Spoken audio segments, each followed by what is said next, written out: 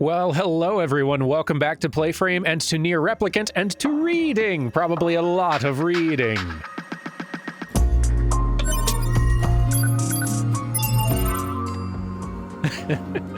Welcome back, though. So, as you may recall, we have completed the game once and gotten an ending, but we've got a lot left to do. And just to remind you, when we loaded back into the game, we were dropped into when Emil was about to unpetrify Kainé, and then we were given a short story. First, we got a little short story telling of Kainé being bullied back home in the Eyrie and being protected by her grandmother. And now we are about to start another story, which I forget the title of. Carrie, can you pull up the title again? That's what this one's called. And we're going to keep going. Before I even actually keep going, there was a thing that the last short story alluded to about Kainé that I don't think is ever really made more explicit in the game. So Kainé, the character of Kainé, is canonically intersex, and that's a thing that is not really made explicit in the game, which is kind of, that's a little bit of a bummer, but she is, and it's been confirmed by the creator that she is. So that's the sort of thing that when the characters were like calling her a freak and her not thinking she was normal, just like all that sort of stuff was alluding to that fact about Kainé's identity. And it's something that I hear in Japanese is slightly more clear, like a little bit more explicit. I'm not sure. I can't speak from experience. But because I don't think the game is ever going to get any closer to outright saying it than that, I wanted to go ahead and call that out because it is an interesting and cool aspect of the character that honestly I wish was made more of a thing in the game. But it is a cool thing nonetheless, and I wanted to make sure that that got called out explicitly so folks could know. Anyway, let us find out more about Kainé. In the distance, Kainé heard the steady sounds of an axe striking wood. The noise had a purposeful quality to it, as if she was hearing a master woodsman go about his work.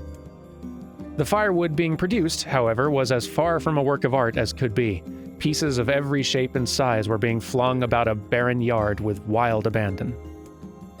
Anyone trying to stack such wood would probably die of frustration before the job was through. Stupid piece of shit axe! Kainé's grandmother flailed away with the axe, filling the air with both splinters of wood and words that would make the most hardened sailor blush. "Grandma," called Kainé. "That you, Kainé?" yelled the old woman, taking her eyes off the wood for a moment. "Don't get too close or I might take your goddamn foot off by mistake." She brought the axe down on a piece of wood, sending chips flying in every direction. One spun past Kainé close enough for her to hear the whistle, at which point she decided to step back. Once she'd scuttled to a safe distance, she cupped her hands around her mouth and shouted, "Grandma, you need help? I can get you your water or lunch or a new axe or something." The axe, poised to strike another wobbly blow, paused in midair. The old woman considered her granddaughter's offer for a moment, then smiled. "Tell you what, since I'm doing such a piss-poor job of chopping, why don't you come here and take over so I can go get the water? Shade's been restless lately, and I don't want you running into one of them bastards." Relinquishing the axe, her grandmother picked up a long pole with wooden buckets on either end. Gathering water was by far the more difficult of the two jobs, but Kainé knew better than to complain. Once Grandma's mind was set, there was no changing it. Kainé did her best to help with chores, but Grandma took every task that required travel to the village. Though she had a long list of plausible excuses, Kainé knew the real reason. She didn't want her granddaughter to be taunted and harassed by the villagers. Once Kainé moved in, Grandma decided to take up residence a good distance from the Eyrie. Out of sight, out of mind seemed to be the best policy when it came to the villagers and her granddaughter, and rare were the days when any but the two of them could be found on the rocky acre of land they called home. Kainé enjoyed the solitude, but harbored a secret resentment that her grandmother was forced to spend her golden years in such a place. After watching her grandmother leave, Kainé turned her attention to the task at hand. She'd never chopped wood before in her life, and soon discovered why the old woman hated the chore. Swing after swing of the axe produced only a tiny crack in the wood. and when she finally managed to connect with a solid stroke, the tool embedded itself in the log and refused to budge. Frustrated, Kainé swung the axe around her head and threw it, log and all, across the yard. Damn it! Crap. She suddenly understood the joy her grandmother felt in a good curse. Happier now, she picked up the axe, forced it from the wood, and resumed chopping. She had a natural skill with the blade, but the task was challenging, and blisters soon began to form on her small pink hands. This is tough. And my logs are all weird sizes. Spitting on her palms and ignoring the pain, Kainé redoubled her efforts. Just as she was developing a rhythm, Grandma returned from the village. Setting down her buckets with a small sigh, she took one look at the logs and coughed out a wheezy laugh. Pretty clumsy, girl. You better practice if you... Her grandmother suddenly collapsed to her knees, causing one of the buckets to wobble precariously. Eyes wide, Kainé dropped the axe and ran to her grandmother's side. Grandma! The old woman shook her head and pointed a trembling finger at the bucket. Get the bucket. Can't let it spill. Kainé steadied the bucket with a foot as she knelt by her grandmother. A small bit of water sloshed over the side and made a new home in the hem of her dress, but Kainé didn't notice. Grandma? Grandma, what's happening? Crazed with panic, she grabbed her grandmother by the shoulders and shook. After a moment, the woman lifted her arms and batted Kainé away. Stop that, just stop, she cried, breathing heavily. It ain't like I'm dying. Just tired from the trip is all. Kainé desperately wanted to believe her, but one look at the old woman's shaking hands and worn face told her more than words ever could. Her grandmother had lived a long, hard life, and it seemed the bill was finally coming due. The time when her grandmother watched over Kainé was ending. Sooner than either of them had feared, the positions would be reversed. The next morning, Kainé came to the side of her grandmother's bed and took her wrinkled hand. Grandma, you're sick, and you need medicine. I'm going to the village. The old woman shook her head and tried to rise, but Kainé gently pushed her down. It's all right, she said. I'll be fine. Her grandmother fixed her with a gaze that could melt steel. After what seemed like an eternity, she finally lowered her eyes and sighed. Well, I don't like it, goddammit. But I guess I should quit being so stubborn and let you grow up. The old woman watched as Kainé strapped on her boots and made her way down the road to the village. Hours later, as an unseen sun made its way across a dark and rainy sky, she was still watching. Kainé moved at a brisk pace, checking her pockets every few minutes to make sure the money her grandmother gave her was still there. Every noise caused her to spin on her heels, making sure she wasn't being stalked by a shade, or worse, Demo and his gang. But she encountered neither tormentors nor shades, and Kainé finally found herself at the entrance to the village. The few adults she could see glanced sideways at her, then muttered to each other behind raised hands before slinking away into the shadows. Her heart racing, Kainé took a series of rapid, shallow breaths and tried to calm herself. I have to prove myself. I have to help Grandma. I have to be strong. She chanted those words to herself over and over as she slowly made her way. Finally, her eyes settled on a rotund older woman who was angrily waving her arms in the air and telling anyone who would listen exactly what she thought of Kainé's presence. Hey lady, said Kainé with a bravado she did not feel. Where's the apothecary? The woman's flabby cheeks shook in bewildered anger.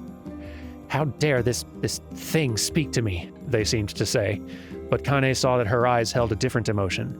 Fear. Yeah, we're both scared, lady. Trust me on this one. Which way? Kainé repeated. The woman pointed at a small building to her right before hitching up her dress and stumbling off in the other direction. Kainé cringed, expecting a stone to come flying from the assembled crowd, but none came.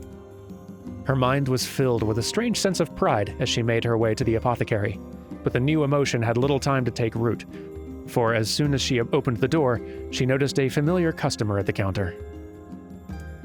It was Demo. He'd clearly been sent here on some kind of family errand because his gang of followers was nowhere to be found.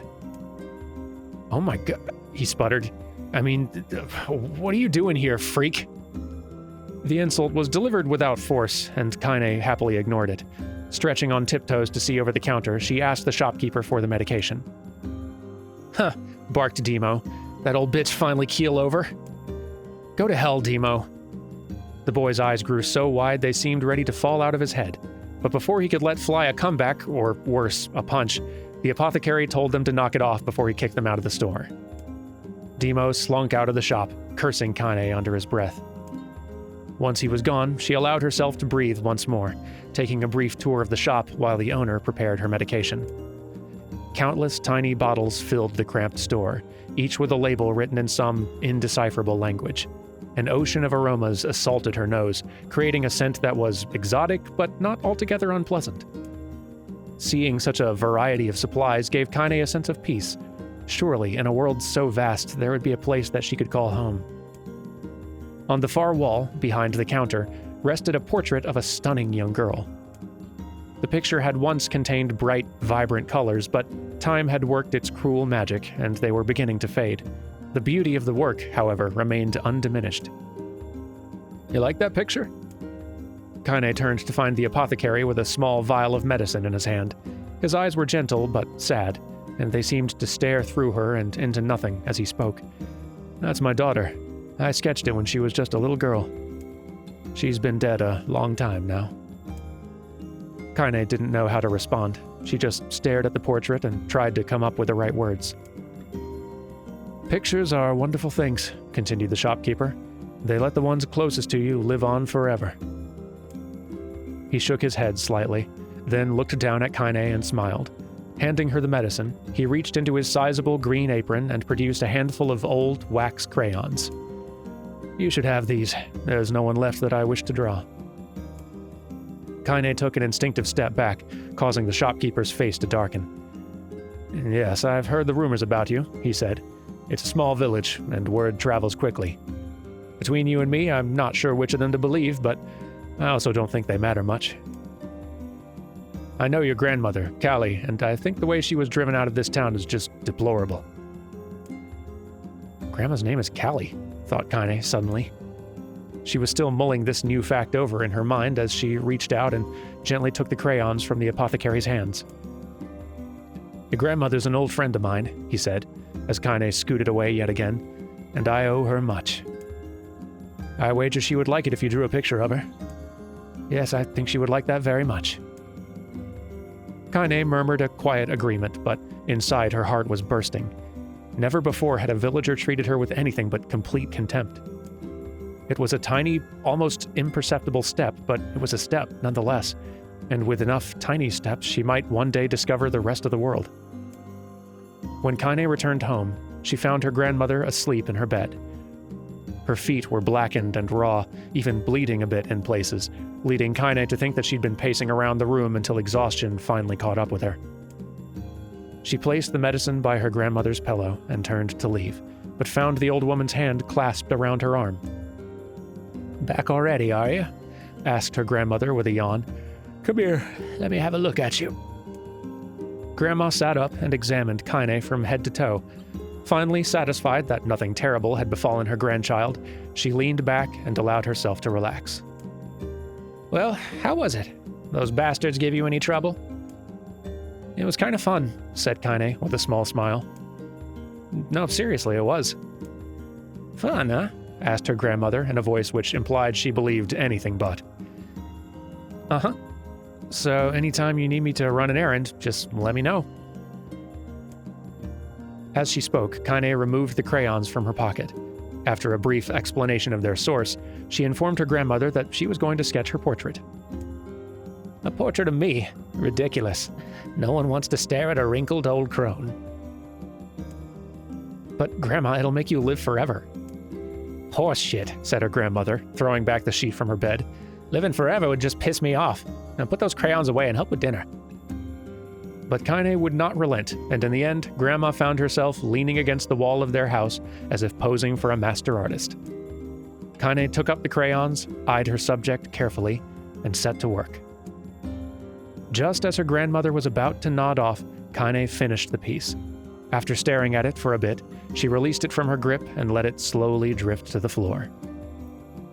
It's terrible. It doesn't look like you at all. I'm sorry, Grandma. I thought these crayons would, make drawing easy or something. The old woman's eyes narrowed at her granddaughter's disappointment. Let me be the judge of that, she said, ignoring the pain in her back and reaching for the paper. The sketch could have been a person's face. It also could have been a boulder, a lump of clay, or an incredibly misshapen loaf of bread, all rendered in a chaotic array of colors. The old woman stared at the picture for a long time, then slowly wheezed out a laugh. Oh, Kainé, she said, between laughter. You truly are my blood. You're as clumsy as me, and I love it. But, hush, I won't hear any more bull about how ugly you think it is. It came from the heart, and I'll treasure it always. True to her word, the old woman gave the picture a place of honor above the kitchen table. In the days that followed, Kainé would often catch her staring at the portrait with a strange smile on her face, an action she interpreted as silent, mocking laughter. A week later, Kainé could stand it no more and asked her grandmother to take the artwork down. Hush, said the old woman. I'll take this down when they roll me in my shroud. She pondered this for a bit, then turned to Kainé and dropped to one knee. Listen to me, girl. Seeing this picture makes me happy in a way I have never felt before. And it makes me want to go on so that someday you can feel the same happiness. It was a moment that burned itself in Kainé's memory, a perfect blend of pride and love and joy that came together to form a lifelong remembrance. She swore to never forget this moment, to never forget the old woman who had made her place in the world possible. Time moves on. People and memories move in and out of life like ghosts passing through a hall. But this moment will be different, Kainé swore, because I will remember it forever. Forever. Kainé's dreams, separation. I need some water. I should have made some tea before starting this. Kainé listened to the sound of crackling firewood and stared at the black object on her plate. She'd been pushing it around the wooden disc for a good 10 minutes, ignoring the bemused stare of her grandmother. Finally, she summoned her courage and gave the object a brief sniff. A sharp, bitter scent flew up her nostrils and made its home there, causing her face to twist with disgust. Grandma, I can't believe you want me to eat a bug. The old woman threw some more wood under the cooking pot and snorted. It's no bug, you fool girl, it's a berry. Why the hell would I be feeding you bugs? Yeah, well, it sure looks like a bug, said Kainé. And I think it's burnt or something because it smells terrible. With that, Kainé held her nose and threw the berry in her mouth, chewing as little as possible. Oh, yeah, that's terrible, all right. Why, you little brat, laughed the old woman. Look at the sass on you. You've been spending too much time with me, and that's a fact. 5 years had passed since the moment when Kainé's grandmother saved her from the bullies. As is often the way with two stubborn people, their relationship had grown in fits and starts, but moved forward all the same. Meals that used to be somber affairs were now filled with laughter and hurled abuse in equal measure. Kainé could not remember a time when she'd been happier.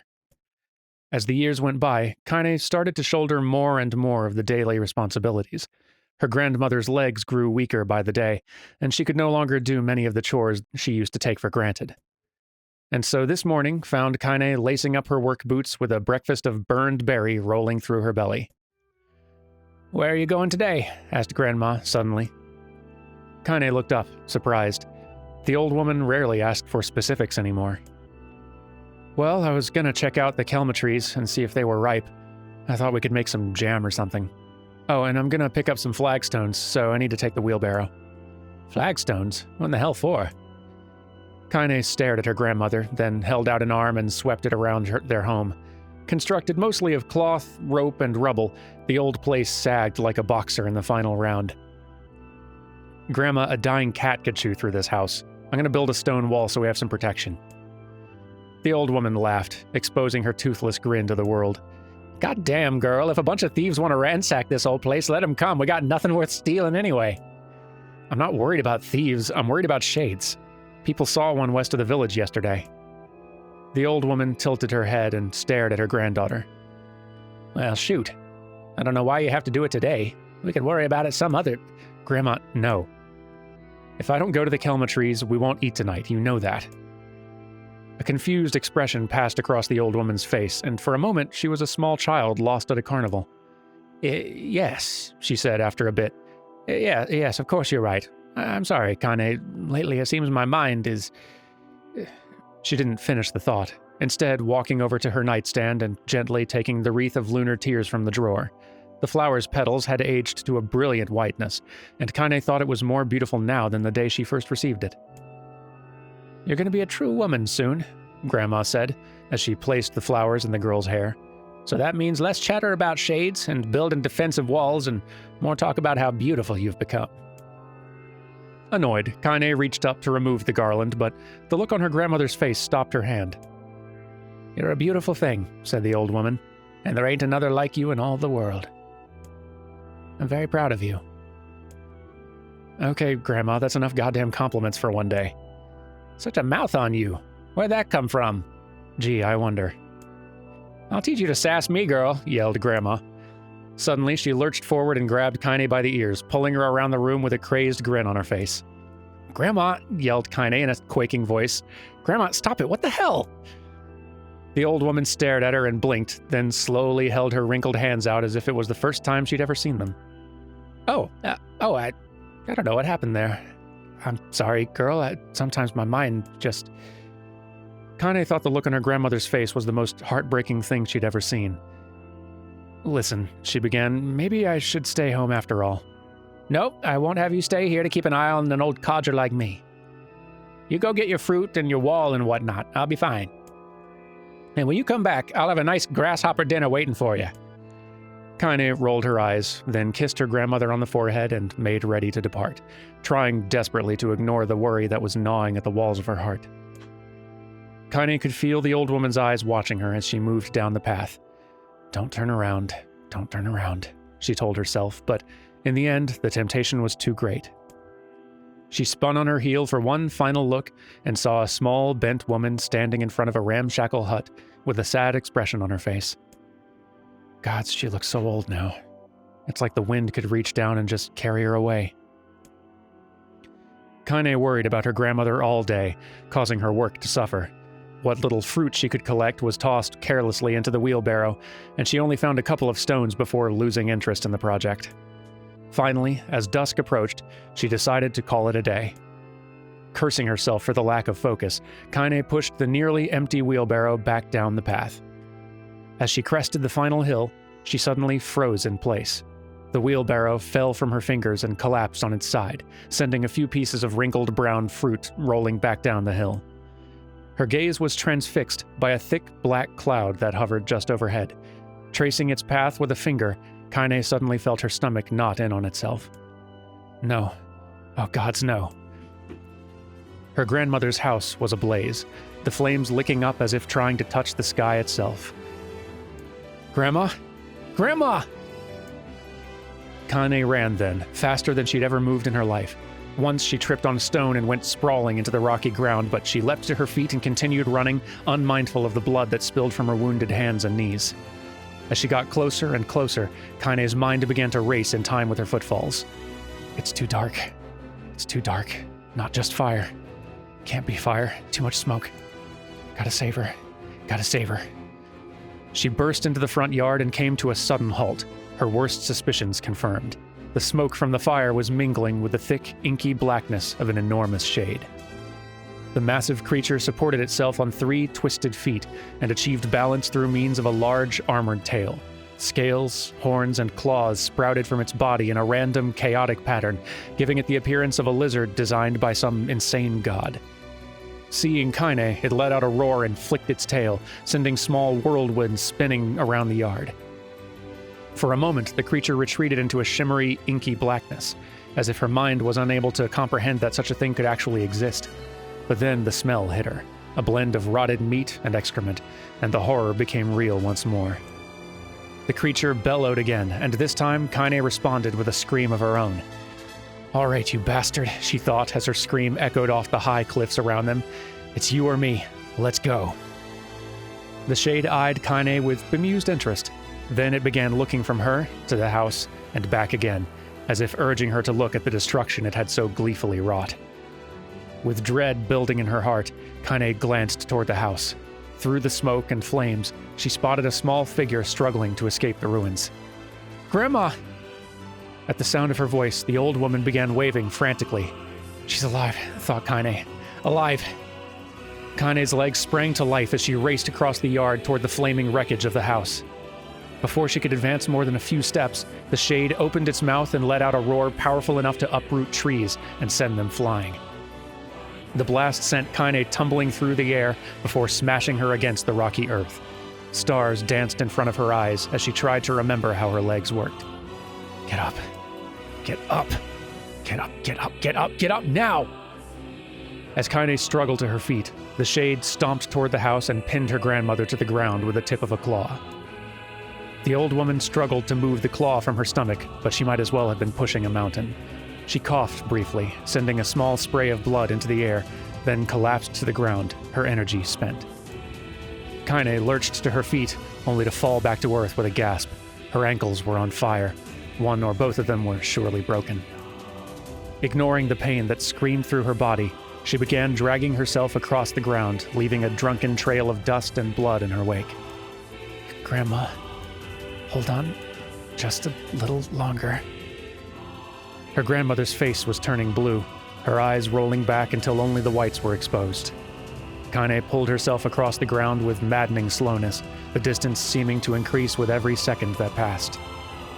The shade glanced between the two women and flicked out its tongue, its giant mouth turning up at the corners. Short, panting breaths belched from somewhere deep inside its core. "Bastard, laughing at us." She had no idea how such a mindless creature could experience emotion, but there could be no doubt the shade was taking joy in their suffering. "Yeah, I see your plan." The shade moved its claw slightly, allowing Grandma to breathe again. It was clearly keeping her alive, only to snuff out her life when Kainé was close enough to touch her. "I'm gonna kill this bastard." Summoning all her strength, Kainé rose to her feet. There was a sickening snap from her right ankle as the foot twisted backward, but she forced it from her mind and began to hobble toward the monster. Pulling a small knife from the pouch at her waist, she leapt on the foot that pinned her grandmother and plunged the weapon deep. "Give her back!" she screamed. "Give her back to me!" It was like stabbing a rock. After a few swipes, the knife broke at the hilt with a dull snap. The shade panted laughter again, then raised its tail and sent it rushing through the air toward the young girl that was latched to its foot. Kainé never had a chance. The tail struck her square in the chest and sent her crashing into the burning wreckage of the home. As she lay on the ground with blood pouring from multiple wounds, a small, weak voice spoke up. "Kainé." Kainé's vision blurred, but she forced herself to focus on the sound. Finally, her eyes cleared enough for her to make out her grandmother's hands reaching out to her through the smoke. "Grandma? Kainé, you gotta run. You can't best this one." Kainé grabbed the hands and held on with all her strength. "Grandma, come on, we have to go." The old woman coughed loudly. One of her hands, slick with blood, slipped from Kainé's grasp and thumped to the ground below. "Grandma, no! No!" "I said run, goddammit.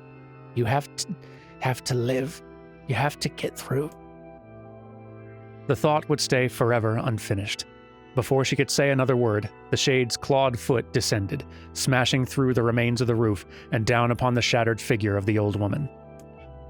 Blood oozed from gaps in the creature's toes as the terrible, putrid smell assaulted Kainé's nose once again. She stared at the foot, dumbfounded, convinced that what she was seeing could not possibly be real. When the creature finally lifted its appendage, all that remained underneath was a twisted, unrecognizable mass of rubble and red. Her grandmother was gone. Kainé blinked, trying to feel the hands which had been in hers just a moment before.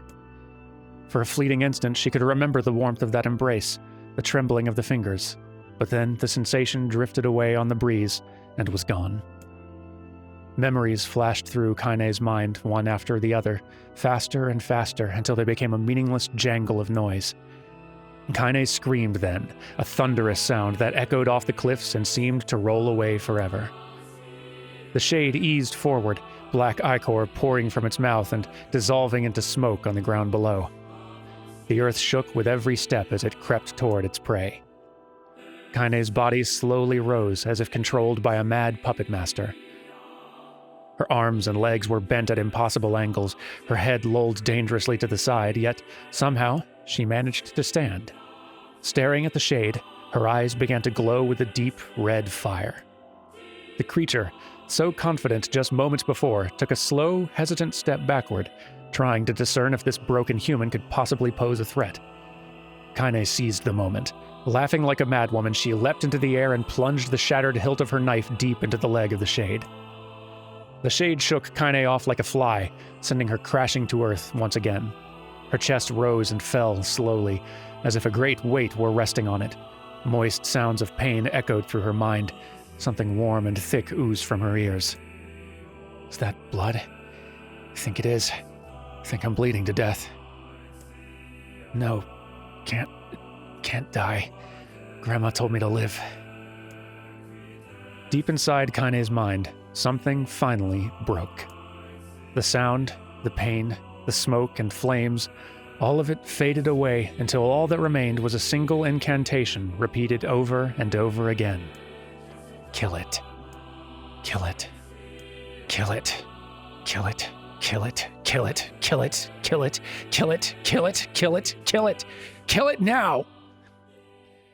As the spark that was Kainé slowly began to flicker and die, she felt her desire to kill and her desire to live blend into one.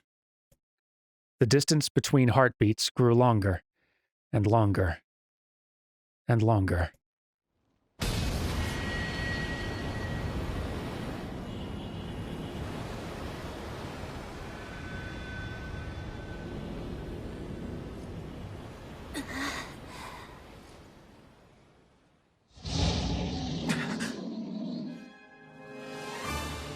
The beast approaches. Oh, I know.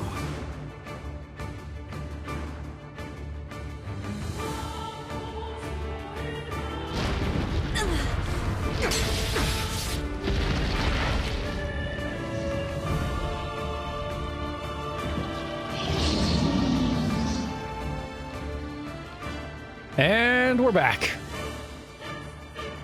This will probably go fast, is my guess. If I had to guess, it's going to go quickly. We are stronger now. Then again, maybe they power up the enemies more in New Game Plus 2. Even survived these past 5 years. I don't think so, but maybe they do. Let this happen again. It dies today. My sword feels lighter. It's not the blade, but the skill of the user. Also, it's a Strike it spear. down.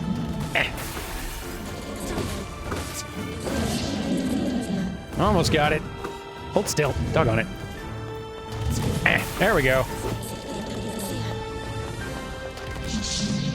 Hit it.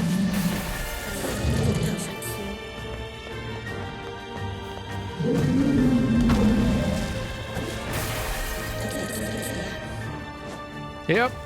Not too bad.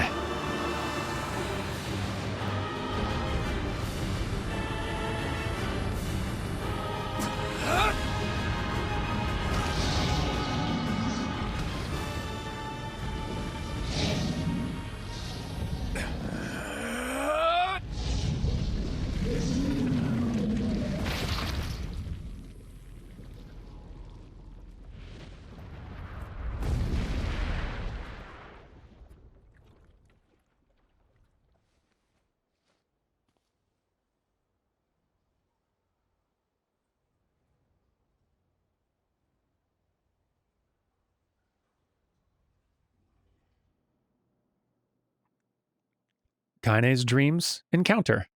I really should have made tea before I started this one. It's okay, I can make it.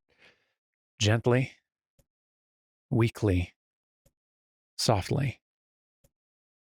The shade, sure that its tormentor was dead, turned and stomped off toward the horizon, stopping along the way to bellow one final roar. Couldn't kill it. Shamed beyond imagining, Kainé tried to turn her head to the side, but only succeeded in coughing up a huge gout of blood. It was getting difficult to see, and only after a moment of fierce concentration did she realize that her left eye was gone. Laughing to herself, she turned her remaining eye to the ruins of her home and noticed a ragged stump of arm resting a few feet away. Yeah, that's mine, she thought with a mad giggle. This is going to make clapping a real bitch. Ha! Cried a sudden voice from the depths of her mind. Finally going to die, are you? Well, you had it coming. Go to hell, Demo, she thought at the unseen assailant. Go to hell before I pluck out your eyes and feed him to a dog. The voice of her childhood terror evaporated into smoke, only to be replaced by another, more recent voice. Hold still, said the apothecary, materializing from the ruins like a ghost. I want to draw you. That way you can live forever. No, stop. Don't want to live forever. Want to die right here. I see, he said quietly. Well, if that's what you want. The spectral shopkeeper fluttered in and out of existence for a moment, then produced a piece of paper and sketched quickly. After a few seconds, he turned the page to Kainé and smiled. Since you rejected my offer, I decided to draw someone else. It was a picture of her grandmother, real as life. Kainé opened her mouth to thank the man, but stopped as the picture began to blacken in the middle. Before she could say anything, dozens of multi-legged insects began to swarm across the image, tearing at it with sharpened pincers. Stop. No, don't hurt that picture. Kainé reached out with her remaining arm and waved futilely at the air. To her surprise, the insects fell off the picture and to the ground below, where they vanished into tiny black tendrils of smoke. Relieved, Kainé turned her good eye back to the picture, only to open her mouth in a silent scream.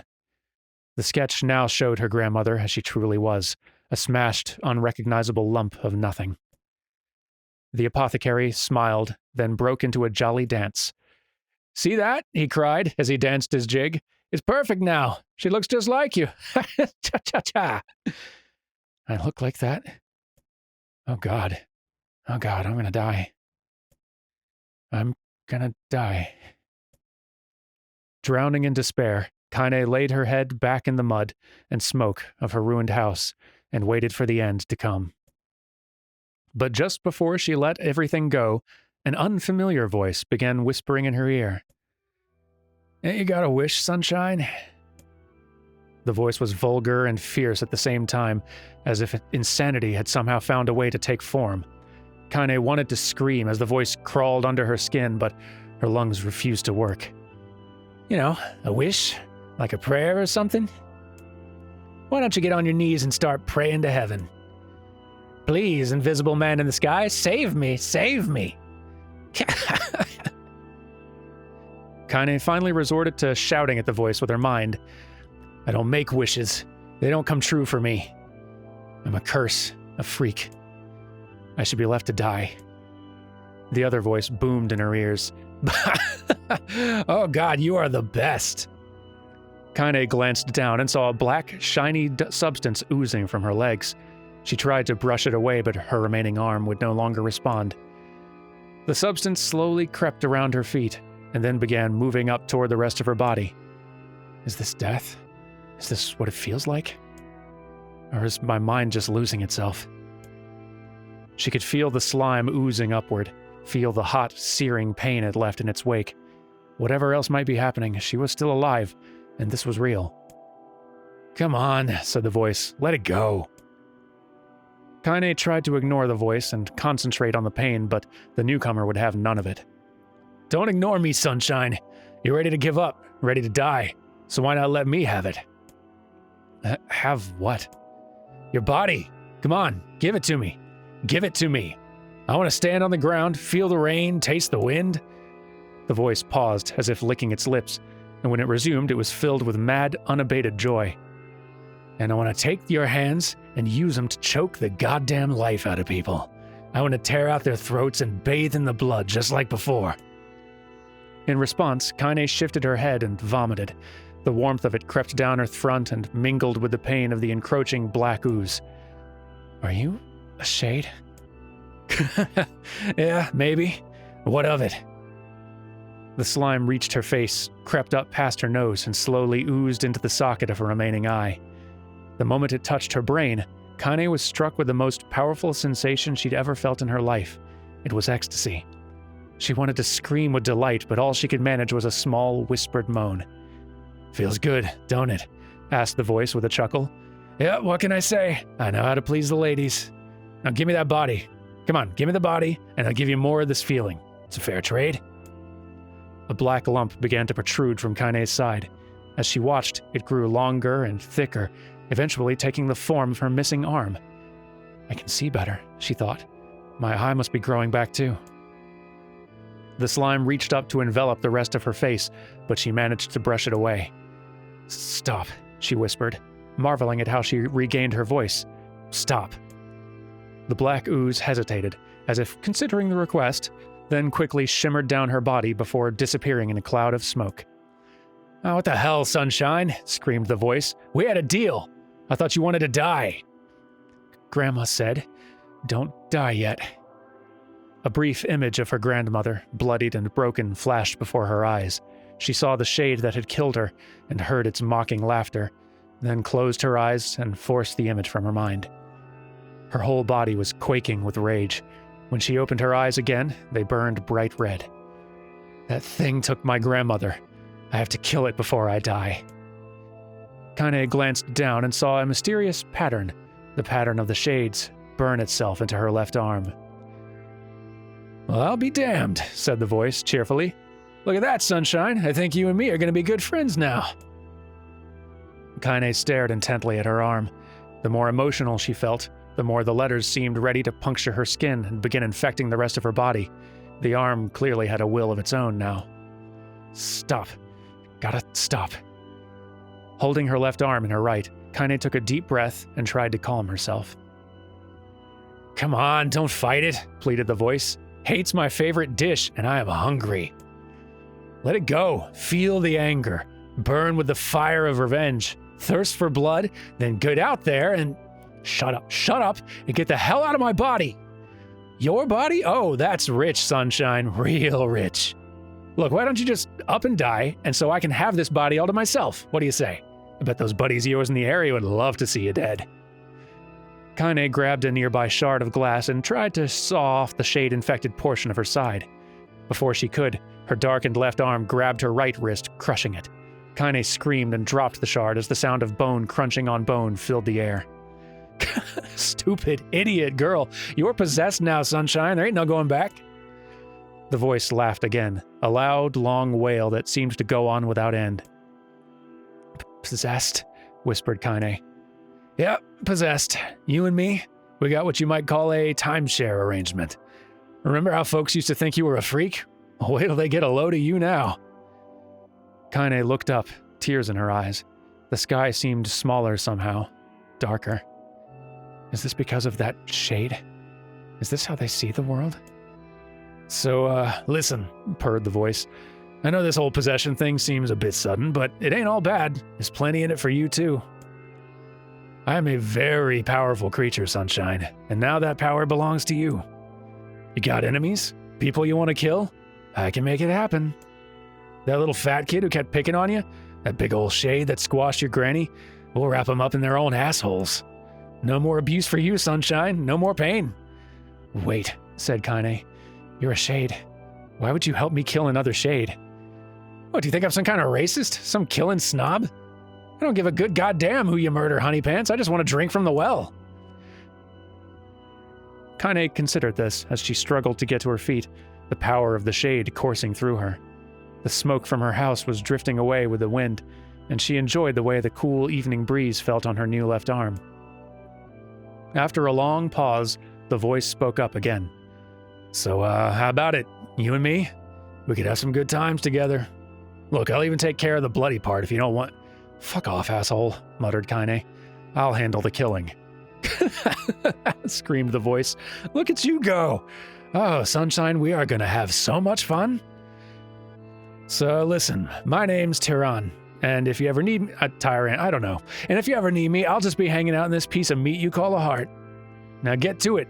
The more you kill, the more your heart turns rotten and sour, and I like rotten and sour." Kainé found herself nodding at the voice. "Yeah," she said. "Yeah, I think this can work.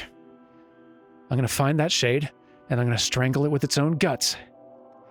And when I'm done, I'm going to do the same to you, Tyrann. Count on it. Ha! Laughed Tyrann. I've shit bigger than you, so good luck with that.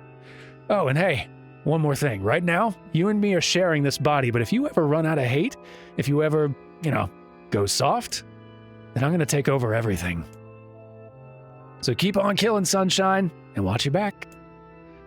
The voice grew fainter and gradually faded away, fading to somewhere deep inside Kainé's heart. Kainé waited until she was sure the voice was gone, then waved her new left arm around a few times. It feels perfectly normal, she thought. It feels like mine. Desperately, she began poking and prodding at the new limb, trying to find something wrong with it. She didn't want it to feel normal. That would mean the creature inside her had already won. I'm not a shade. I'm Kainé. Repeating this mantra in her head, she slowly began digging through the rubble of her house, being careful to ignore a certain red-stained spot in the corner. Finally, after what seemed like an eternity of heartbreaking work, she found what she was looking for. It was the wreath of lunar tears. Though it had been through hell and back, the garland's petals were as bright as ever. Kainé started to place it in her hair, then slowly lowered the wreath and stared at it. I'm sorry, Grandma. I'm so sorry. But I don't deserve to wear this anymore. I'm possessed, corrupted, a freak. And this time I don't think there's any going back. Holding the flowers to her heart, Kainé fell to the ground and sobbed. As night gradually lightened to dawn, and the people of the area arose to their daily lives, she remained in that position, as if tears could somehow wash away the horror that now infected her world.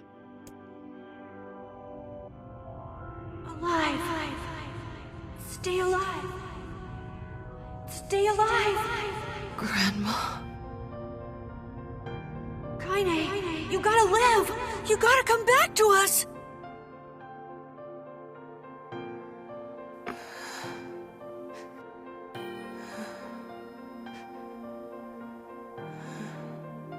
Oh, hey.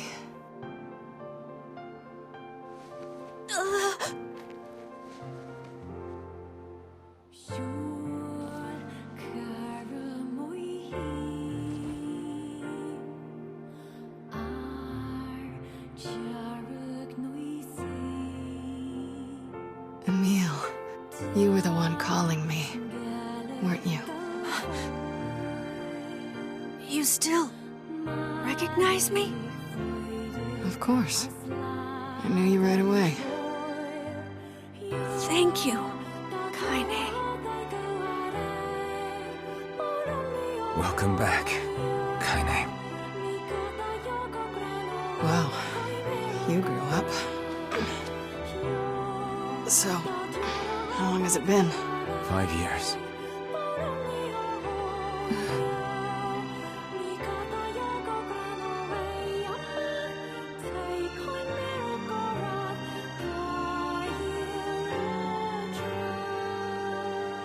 Shit.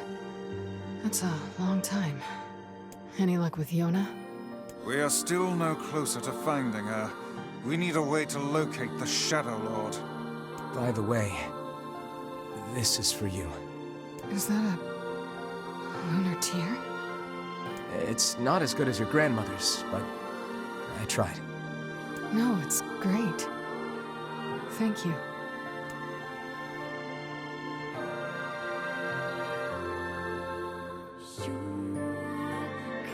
Kainé waking from her long, petrified sleep.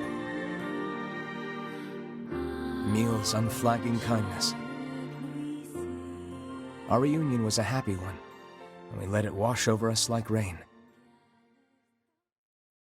That is, until Devila and Popola had to go and ruin it all.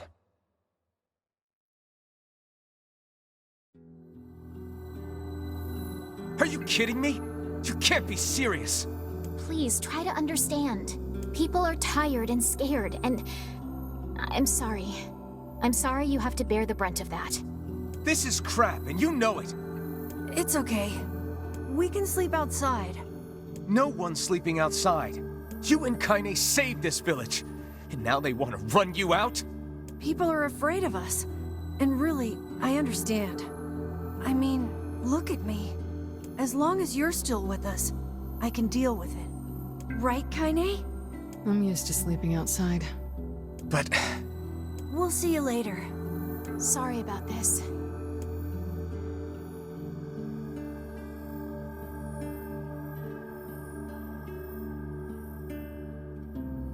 What is the matter? Kainé always sleeps outside. I never thought about that until just now. Never even occurred to me. Damn it. We should turn in.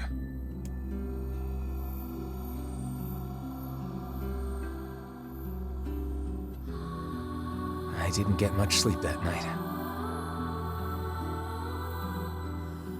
For the first time in my life, I hated Devola. For the first time in my life, I doubted Popola. But those feelings are pointless in the end. They said and did what they did for the sake of the village. To protect it from the horror of the Shades.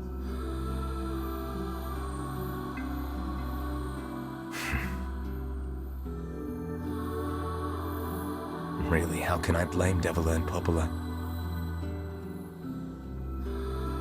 In the end, I'm just as bad. Because I never once stopped to think about Kainé and Emil's situation myself.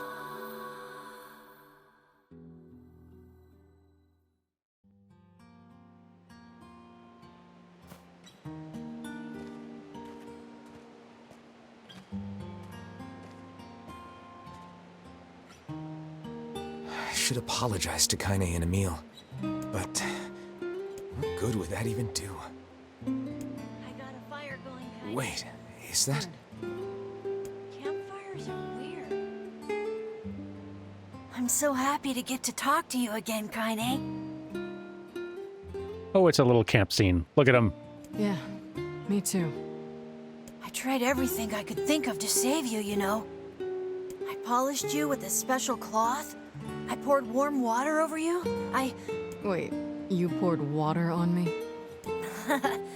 Yeah, but it didn't really do much except make you all shiny. Hey, Emil. Thanks for saving me. I guess you noticed how I look different now. I'm sorry, Emil. I'm sorry for all of it. Well, I mean, this new form isn't all bad, you know? At least I can look at you when we talk, right? Hey, so why don't you tell me something about yourself? I'm not very interesting. Sorry. Come on, I just want to know you better. Please? Fine. This all happened when I was a kid, before the whole shade possession thing. My body is... different. And when the villagers found out about it, they started treating me like a freak. But one person, my grandmother, accepted me just as I was. No matter how bad things got, she gave me the strength to keep going. She's really special to you, huh? Yeah. Oh, hey! That gives me an idea. Since we cured your petrification, we should start looking for a way to cure your possession in my body. I know we can do it if we all work together. Heck, it'll probably be super easy. Let me guess. More warm water? Okay, can we just forget I told you about that?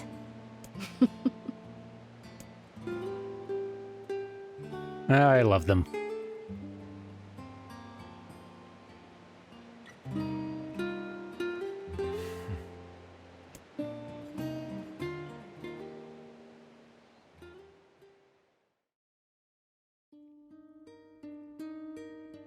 Sleep well?